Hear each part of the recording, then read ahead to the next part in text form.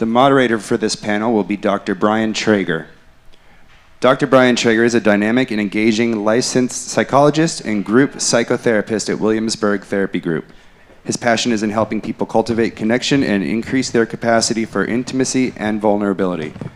Through his time on both sides of the healing journey, he has learned firsthand the power of therapy and deeply loving relationships. He feels honored to walk alongside his clients and empower them to shift habitual patterns, build extraordinary relationships, and transform how they relate to themselves and others. Ladies and gentlemen, please welcome Dr. Brian Traeger. Thanks, Nick.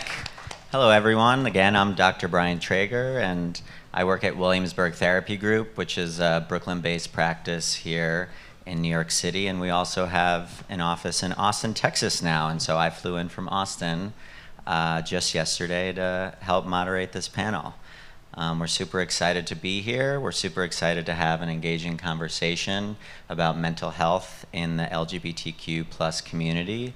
And we'll just dive in. I'll introduce our lovely panelists here, and then we'll get started. We'll have about 45 minutes today to chat about what's been going on in the LGBTQ plus community, mental health there, and then we'll have about 10 minutes at the end to get some questions from the audience for anyone who wants to ask some questions. So if you have thoughts or feelings or reactions during the panel, just hold them to the end and we'd be happy to hear from you.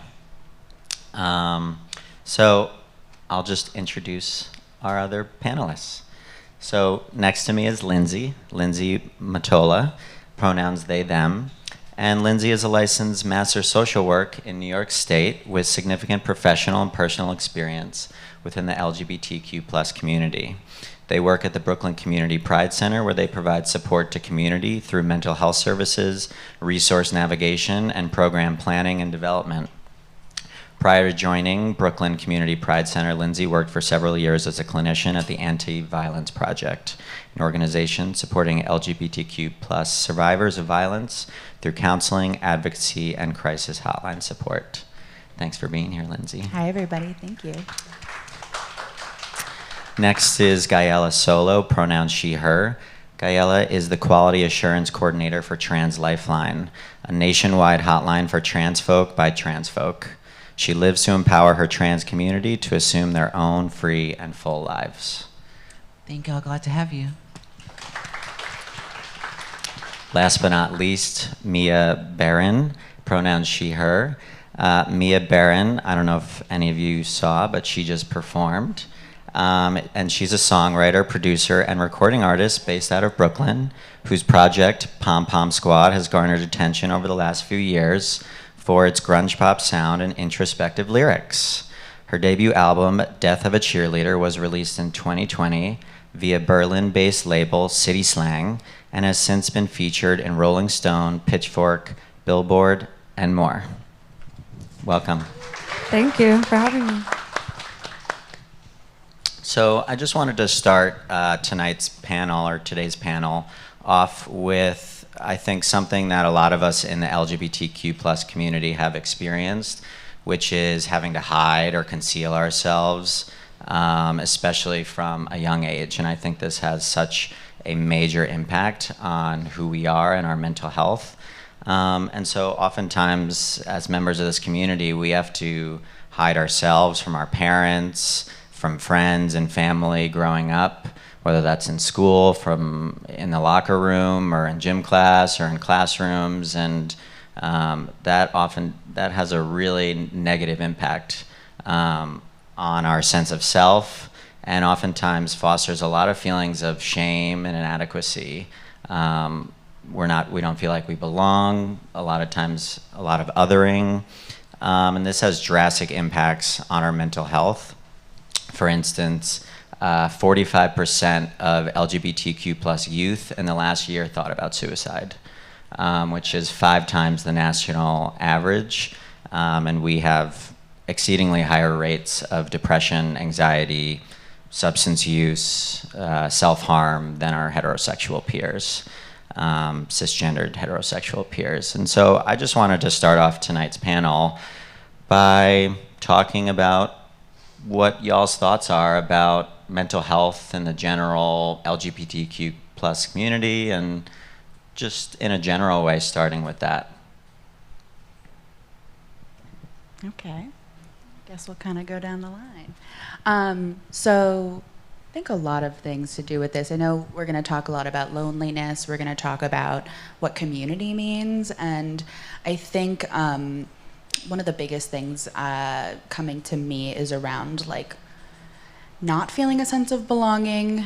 And I guess my perspective on that is really we have this idea of what it means to have a community, and there's a lot of comparison to media and things that we've seen growing up, whether that has to do with like what our romantic relationships are supposed to look like, the trajectory of those, any kind of relationship. And so I think it's really a lot of it comes back to that. And so I think sort of like a lot of feelings of inadequacy, especially around identity itself as well. You know, I think about, something that's been a struggle for me has been, you talked about like hiding from other people. I think for me, it was a lot of like hiding from myself, because I felt like I had to be this person that other people wanted me to be. And so, I think that's a part of it too.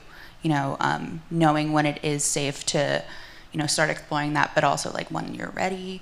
A lot of thoughts about that, all kind of swirling around. I started becoming involved with Trans Lifeline in 2020, during the poor times, if you will. And we were all experiencing isolation and loneliness. I think this was a universal feeling everywhere, but in my trans community, it had already been there for a long time anyway. The pandemic just exacerbated it. So as I was taking more and more calls, and I started in June of 2020, I found myself taking calls nonstop because people just needed to reach out to somebody. And what I learned is that, contrary to how I may have seen Hotline work before, the majority of the calls that we took were mainly people just needing to talk, to connect, to find another resource that they probably couldn't have found themselves. And it, I think it's hard for me to put it into words sometimes because it's more of a emotional, visceral knowledge that I'm holding right now, but if I can translate it, I would say that the loneliness and the isolation and the lack of bonds has always been there, and even now, as most things have reopened, that problem is still there, and we're actually taking even more calls than during 2020 and 2021. To add another layer to the state of mental health in my trans community, truthfully, my organization has burnt out a bit because we've been taking calls nonstop, and that points to a need of more material resources, more people power, just more of everything, because the need is always going to be there. And it can get overwhelming, especially with the statistics that that Brian has shared. And what keeps me going is the single calls. I usually look at everything in terms of like a single call or a single moment. And I know that it's really in those moments where you make the impact, where you make the difference. And it's those moments that stay with me the most. I'm sure we all have had our own special moments, our own pivotal moments, our own just moments of rest, and you can confide in a loved one. And that's what keeps me going. That's ultimately what makes up a reversal of the trends of the stark statistics. So The concealment, the hiding. yeah, Yeah, I pretty think much. what you said, I think that most struck me was like, people need to talk. Yes. Yes, they do. because for many of us, we weren't able to talk growing up to our parents, and just years and years and years of hiding. And now, yeah. What'd you say? And still now, yeah. Totally, still now. Being able to talk and have people who listen, and really listen, Yep. it does so much damage. Yeah, I mean, kind of going back to the general question a little bit, something that I think about a lot for LGBTQIA plus youth right now is also just the level of exposure they have to everything positive or negative. I think you're seeing a lot of extremely bleak news about being queer constantly. You know, you're seeing all these stories of violence, you're seeing all of these stories of hatred. And I think if you are someone who's from a small town, for example, and you don't have any models in your life of another queer person, another trans person, it's going to be harder for you to even imagine that there's a path forward for you in life. I think I felt that as a young person, you know, and I didn't even have the level of exposure that someone younger than me has. I just felt like you kind of can't be what you can't see in a way. And so I think when you're exposed to all of this kind of negativity around your identity, it can be easy to just think that queer people can't have fruitful, fulfilling, normal lives. But I think, you know, the other side of the coin is we are starting to see more positive models as well. And there's not enough. We need more. But I think that's something that is certainly going to be important to how we move forward as a queer community, is how do we create those models, and how do we show queer youth and trans youth that you can live, you know, you can, like, I mean, for me it was moving to a big city that allowed me to sort of come into my own and confront my identity in a more real way, but that's just not the case for everybody realistically. We can't all move to New York or LA, you know? Yeah. Well, and I think what you're saying is we just need more representation in media, and like just seeing more shows with queer people in them, or more shows that represent who we are. Because growing up, I mean, when I watched TV, there wasn't much of that at all. Maybe one show, but not something that I watched. But that has a huge, like, oh, now there's movies and maybe commercials, or just social media in general. I almost feel like we need kids shows for adults. Like, there's so many children's shows. I watch a lot of children's shows, honestly, because I feel like, you know, I'm really interested in seeing kind of what the current way of modeling to children. How do you become a better community member? How do you become a better citizen? How do you become, you know, a better person? And I feel like there's all of this media for children about, you know, here's, you know, don't lie to people, be nice to your neighbor, like, be kind to the people around you. And I feel like as adults, obviously the entertainment industry is mostly focused on entertainment, but I think that I almost wish there was some kind of like serious model of how to be a better community member and how to be a better citizen. Like a Mr. Rogers for adults. Exactly. I love that. That's what I'm asking for. That's fantastic. Maybe that's an idea we can all work on together. We just started a production company, I think. Were you going to say something? Yeah, I think I love that thought, because I've been thinking a lot about conflict in community and how hard that is, and how we view conflict as this bad thing, but it's really an unavoidable and super necessary part of being in community, making connections with people, lasting connections with people.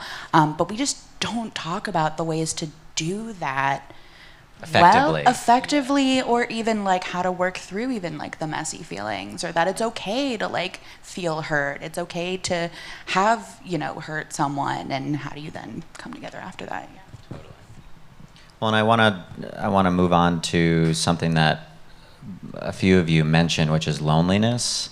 And loneliness is an experience so many of us have, especially over the last few years, before the last few years, but especially over the last few years. But what is surprising, I think, is how loneliness impacts both our mental and our physical health. these include an increased risk of anxiety, depression, low self-esteem, sleep problems, stress. I mean, the list goes on, and the current U.S. Surgeon General is talking about a loneliness epidemic right now. And just because we're on social media and looking at people all the time and doesn't mean we're connected.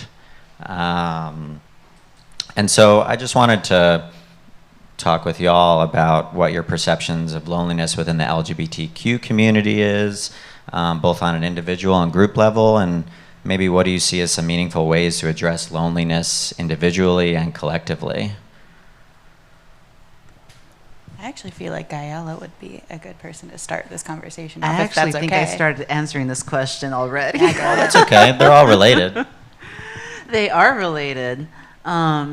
Some meaningful ways to address loneliness individually and collectively. I think I was addressing the individual level.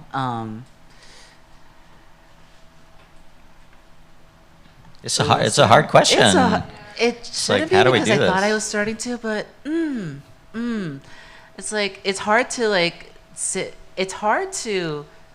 I want to say don't be afraid to connect to somebody else or like make more groups, but like even that can be a struggle. So it's like, how do I bridge that gap? Yeah.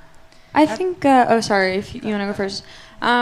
Something that I think a lot about, and sometimes I'm better at applying this in my real life than others, but I always try to think about being the person that I didn't have for somebody. You know, growing up, like, I experienced a lot of bullying personally, and I sort of went through life, even into adulthood, feeling like I didn't really know how to make or keep friends, you know? But something that I've been thinking about a lot and kind of like trying to find fulfilling relationships in my life is, instead of just sort of asking like, when will someone be this for me, you know, how can I be this for somebody else? How can I be the person who is keeping a gauge of the conversation and making sure everybody feels included? How can I be the person who people feel like they can talk to, you know? And that's not always the easiest thing to do, and it's not something that, you know, every single day you're going to wake up and be the best version of yourself. But that's something that I find a little bit of comfort in, is, you know, kind of trying to foster the community that I didn't have. Or maybe like give to others what maybe we wish we had Absolutely. growing up or from our parents. Yeah. Yeah. Parentification, or like, no, that's not the right word. No, parentification is a different thing. Bad. Or like reparenting ourselves. Yeah, and I mean, I also hear what you're saying, Gaela. Like, having also done hotline work, it's really, you know, you connect with a person on an individual level and you can talk through that, but the community piece is so hard. And where do you even start with that? I think, like, thinking about, I mean, we're in Brooklyn, living in Brooklyn. There's not a lot of spaces that aren't centered around nightlife for LGBTQ folks. So, you know, needing to hang out at a certain time of the day, we're in Bushwick also, right? Like, very concentrated in this area. So not a lot of access to folks. For example, I was talking with someone who runs Gay Ridge, which is an organization in Bay Ridge for LGBTQ. I know, so cute, right?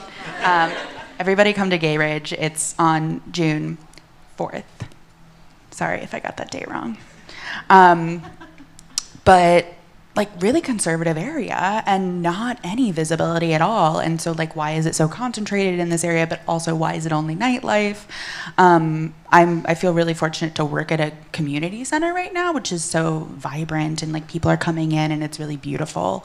But it's also very small and really only in like the Bed-Stuy kind of Crown Heights area. Anyway. So yeah, I think like more places to just like have kind of like wholesome fun for various ages. You know, it's tough because there's no spaces really, except a few in maybe some other boroughs, about like where LGBTQ youth can just hang out after school, or like it's very sort of concentrated around like 20s, 30s, and then like elders, like 65 and above. Like, what about the folks who are in their 40s, right? Like, I think they feel really left out by, those different spaces. Ageism or just Absolutely. not feeling included. Yeah. Yeah. I am willing to bet that most of us, if not all of us, have at least one idea in the back of our heads about what new space we want to create and who we want to bring to it. And I'm a firm believer in that quote. I think it's from Field of Dreams. I never actually saw it, but I think it's the popular quote, if you build it, they will come. Yeah, that's absolutely true, because chances are your idea did not happen in isolation. It comes from lived experience and from knowing what the demand is. So one way to build instant community is to gather a group of people to start building that place and then letting it blossom from there. Yeah, I mean, I completely agree with you, and I think that that's a really incredible idea. I think as someone, who is creative, I'm sure that there are people thinking, well, like, yeah, but that seems really hard, or like, but what if nobody actually wants to come, or nobody trusts my idea? It's like, it's always worth pursuing the idea, It's like the worst possible thing that happens is like you throw a queer day party where you invite everyone to have tea and one person comes. You just made one new friend, I think it's sort of like, don't stop yourself before you start when it comes to fulfilling what you feel you need. I mean, for me as a musician, part of it was like almost a byproduct of making music honestly and putting myself out there was when I play a show, I look out in the crowd, if it's like my show, and it's like usually there's a girl who looks like me, who's dressed a little bit like me, who's singing all the lyrics, and that's really incredible because, not to repeat myself, but like I didn't have that person, and I wished that I could go to a show and see somebody who looked like me and who expressed similar feelings to my own, because it would have made me feel like there was a path forward. So get your friends together, start a band, start a club, start a book club. It's always important. Everything is just new information and new experience, and so trust your creative impulses. And with that, having a different relationship with like failure, like I've recently come to the conclusion of like, if I'm afraid to do something, like, cool, do it bad, do it wrong, and then it's actually pretty cool, and it's actually good. Momentum is a thing. Momentum is a thing. You start one thing, you're bad at it, but you found something that works. You go with that, and you just keep going, and you find your way to something really good eventually. So on the note of momentum, I do want to bring up something that I see a lot of time over the years in providing therapy, which is this basic fact that as much as we want to change in our lives, our brains are wired to keep things safe, familiar, and unhappy.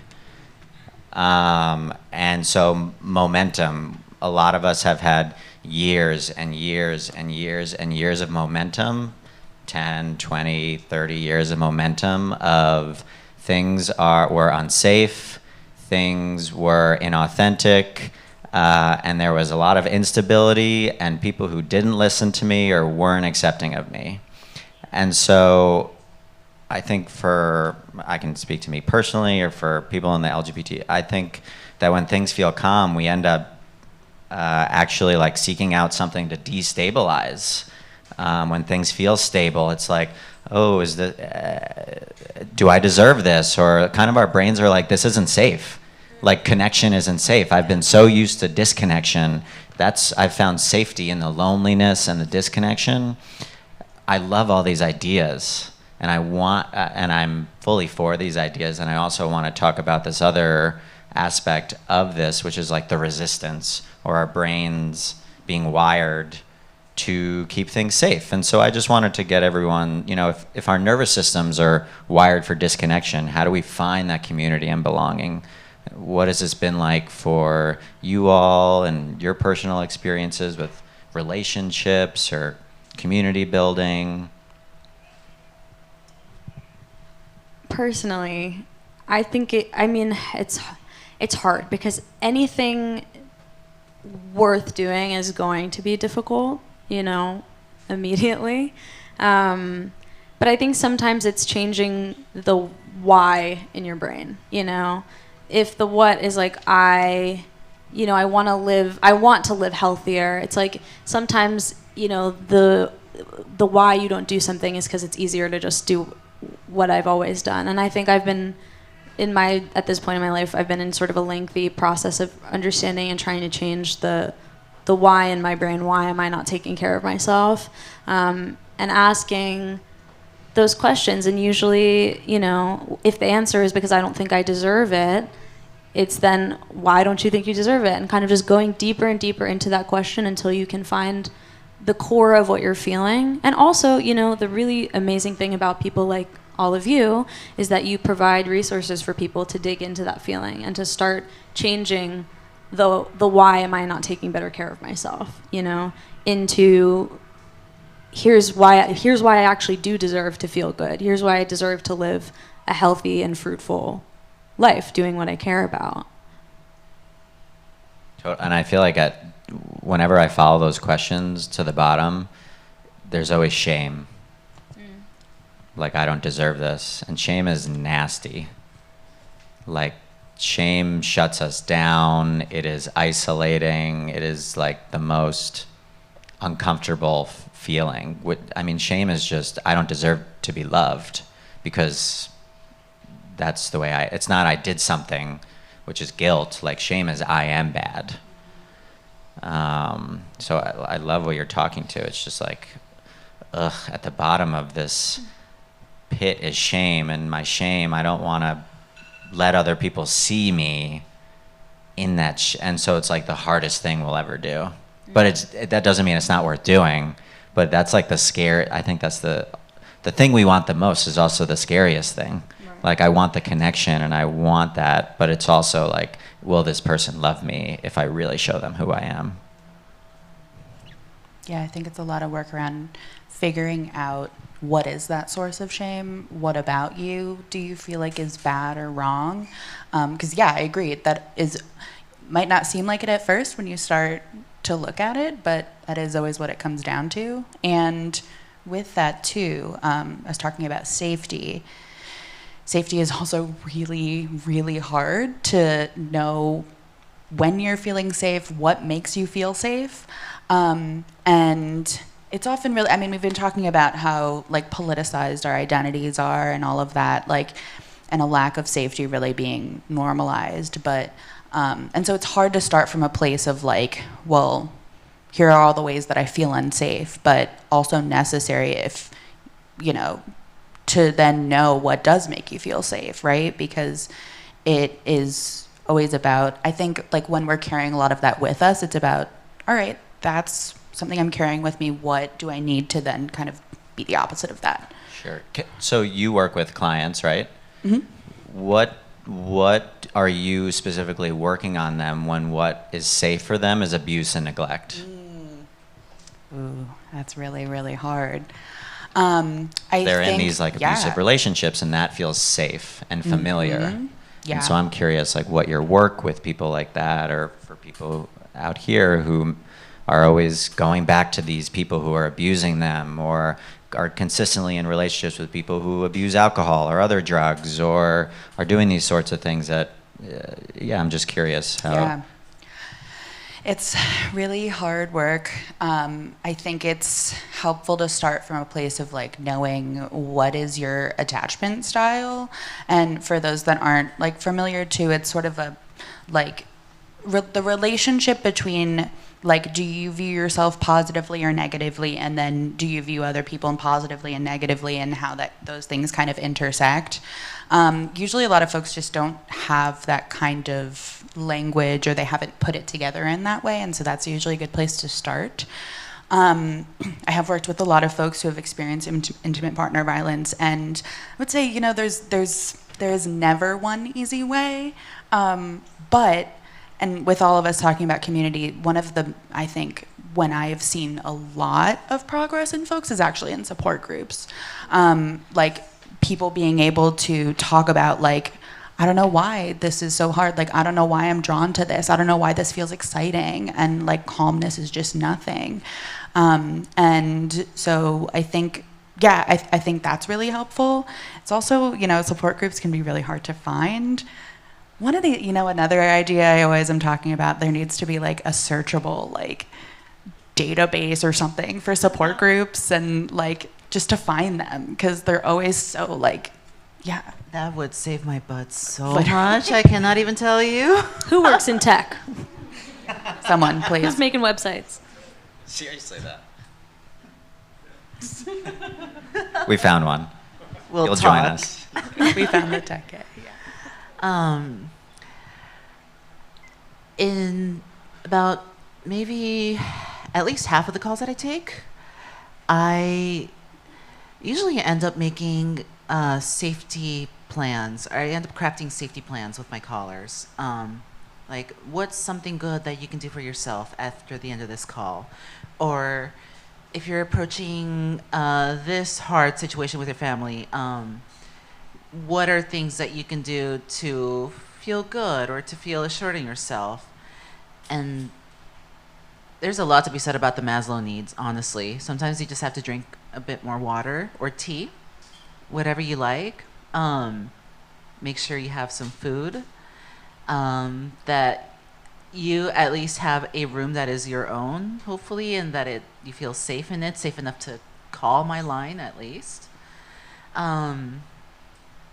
Yeah, just you have to sometimes just establish that sense of safety in your body to be able to get through the difficult moments of this world, through hard connections. I appreciate that, because it is, I think a lot of folks also feel a lot of shame. They know that they're not in a relationship that feels good to them. And there's parts of themselves that really battle with that. And I think it's really important that we not add to that shame. And especially like if we're doing, more short-term based interventions when they're just calling for, I think a lot of it can come down to like just harm reduction. Yeah, also. but it even can play in long-term reduction. So Absolutely. like you continually make sure you address your base needs, whatever the needs that you need to fulfill the most, you fulfill them steadily as you're gradually working through something hard. Well, and Mia, I'd be curious just from your own personal experience, like, what do you do to maybe help, especially as a performer? You're going out there a lot of times. I'm sure there's some nerves involved. Although I think earlier you said this was more nerve-wracking than performing. But I'm just curious what you do to calm your nervous system or help you feel safe. Yeah, I mean, I think I feel very lucky to have a group of people who I play with who I love very much and I feel very supported by. I mean, I think a sort of common denominator in this conversation is everyone wants to feel heard, everyone wants to feel understood, and everyone wants to feel like they have a space for their feelings to be not only expressed, but also, sort of like you want the safety net of feeling like someone's going to understand you. To me, there's no worse feeling in the world than saying something vulnerable or talking about something that you really care about and someone just kind of staring blankly at you. Or saying they don't want to talk about it, or right. just, Especially if it's something, like the work that you both do, where somebody's expressing, something in a time of need, really, really needs that support in a way that they're not receiving in their personal life. I also agree that there's a lot to be said about, like, eating some food and drinking some water. That's more real than I ever imagined, is you do really have to physically take care of your body. For me, a lot of my time is spent traveling, which is extremely mentally and emotionally destabilizing because there's no sort of, you're never alone, one. Two, there's not really any place that you can sort of turn off, at least for me. I'm a very introverted person. I have bipolar disorder and OCD, which is also a really fun combo to have on the road. And I think for me, it's having certain senses of comfort with me, whether that's the people around me, whether that's, this is my water bottle and I have little timestamps of when I have to drink a day, whether it's I have, this pillow from home, or I do my skincare at this time every night, no matter what. again, it's difficult, but I think it is really necessary to create those routines for yourself and find ways to take care of yourself internally in whatever small way you can. I really do think that that's the first step in just being able to take care of what's up here, it's taking care of everything else. Totally. Well, and I think all of those little things for yourself, and then finding community where I think what you said about feeling heard or understood is just so important.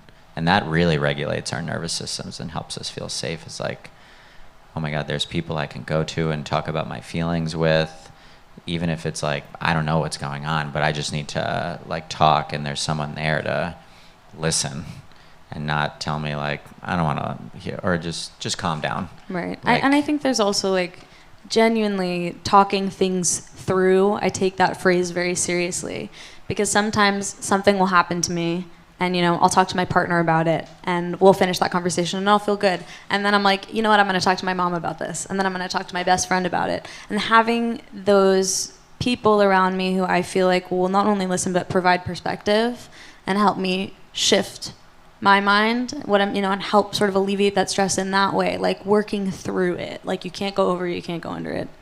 You got to go through it. You got to feel it to heal it. Yeah. Mm-hmm. Yeah. So we are running low on time, and so I wanted to make sure we get, if anyone has questions, that we allow just some time for questions. So I'm going to hand the mic to Nick, and then if anyone has any questions for us, feel free to ask.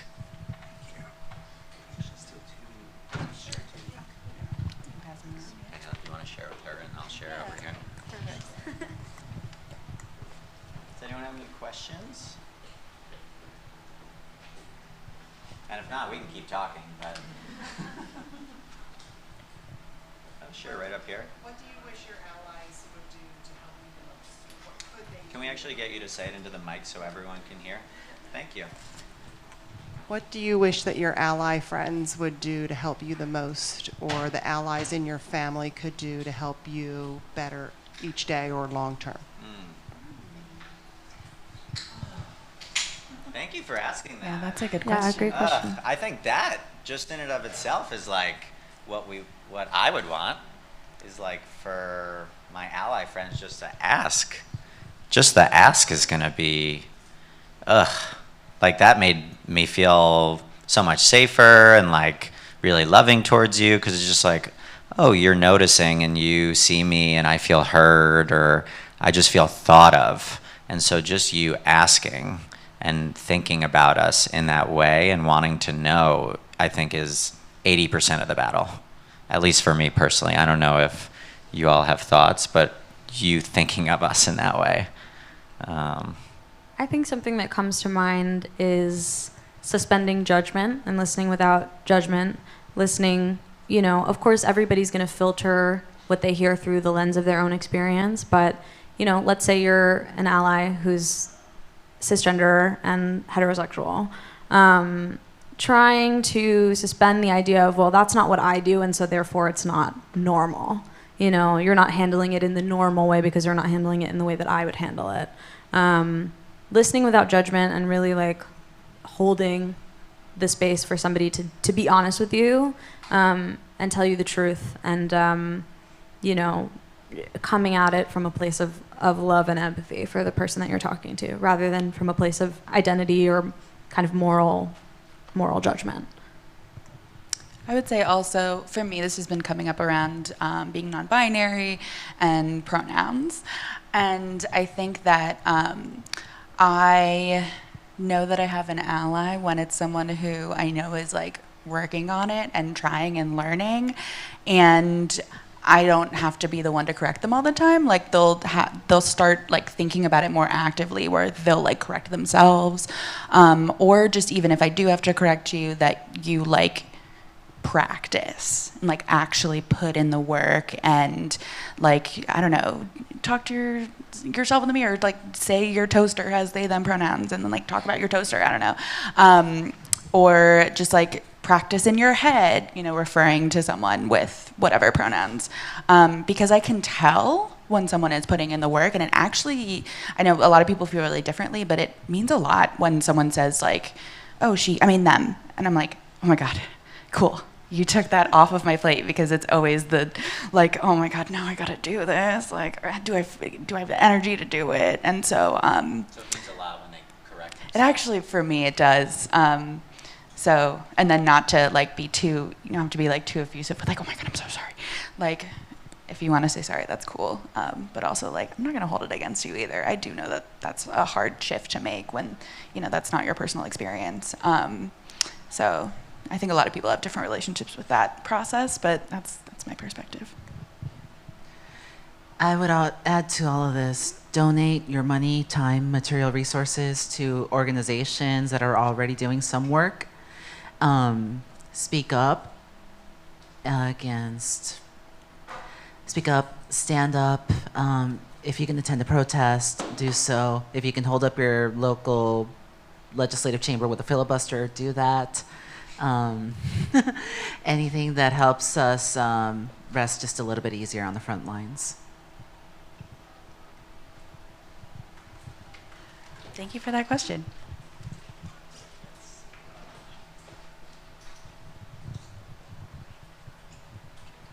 I have a French accent, so I'm from Montreal, and so it's very interesting what you said, Gaela, about like being alone, because the loneliness is not only being alone in a place; it's also in like a group person. And I've been trying like a gay club, or I'm in an organization, but people think that you will like get along, but I think we need, and my question is, do you think in trans or a gay community and the whole LGBT, we need a little bit more? And it's something maybe difficult because in Instagram we see a little bit in the same kind of representation. Do you think we need more representation, or maybe itself the community show the inclusion, like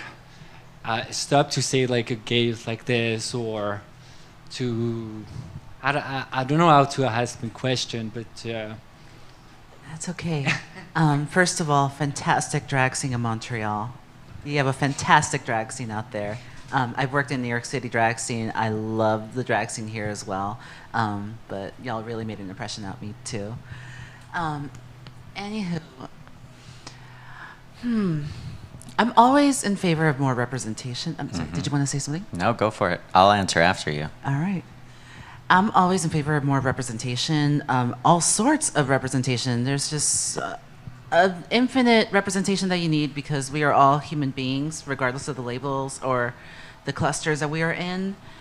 And with that said, sometimes your connections can come from other places. They don't necessarily come in from like a concrete gay or trans or LGBT overall space.